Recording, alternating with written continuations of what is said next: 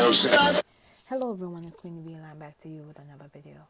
This video pertains to the recent events surrounding WNBA champion and two-time gold medalist Brittney Griner, as the Russian courts rejected her appeal of the 9-year sentence she was given back in August.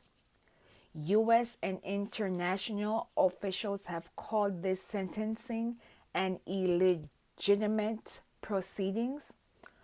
Other officials have stated that Russia will not engage in negotiations until after the midterm elections, which will be held on November 8th, 2022.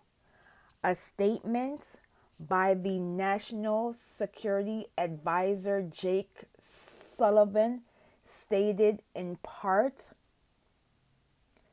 "The Biden-Harris administration has continued to engage with Russia through every available channel and make every effort to bring home Brittney, as well as to support and advocate for other Americans detained in Russia, including fellow wrongful detainee Paul Whelan.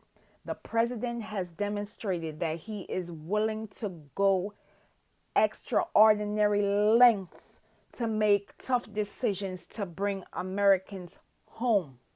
According to the U.S. Department, human rights groups and others have maintained contact with prisoners in Russia, where they have alleged forms of physical and other abuses, which has resulted in persons being harmed and unaliving themselves. Brittney Griner, as we know, she is a part of the LGBTQIA plus community. She is a Black woman, and other unknown variables can come into play as she is in the Russia prison system. Now you will watch this brief news clip and I will be back with more commentary. Lost her appeal to overturn her 9-year prison sentence. Experts say this could set up a possible prisoner swap between Moscow and Washington. And CBS News' Ian Lee reports Griner's legal options may not be over.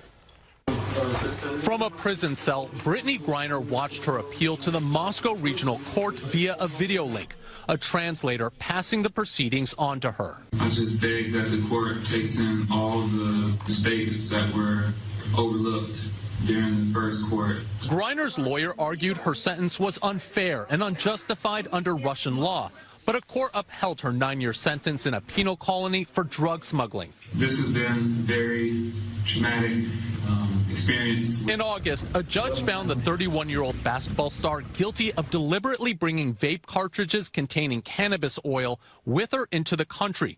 Griner has been held in custody since February, when Moscow airport security detained her with those cartridges. Sherelle Griner told CBS's Gayle King earlier this month that her wife is struggling behind bars. She's very afraid about being left and forgotten in Russia. Griner's lawyers had argued the Phoenix Mercury Center and two-time Olympic gold medalist inadvertently packed the cannabis canisters. They presented a written testimony from a doctor who prescribed her cannabis for pain treatment. Medical marijuana is legal in Arizona. I want to also apologize for this mistake.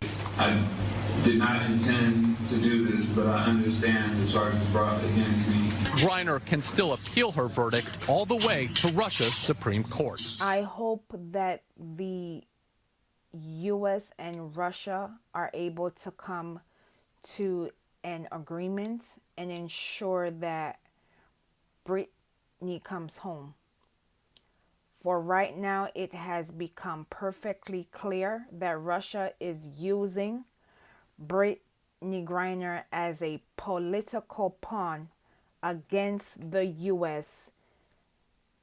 due to the war that they currently have with Ukraine. All of this is connected to political power. At the end of the day, Brittney is a spouse.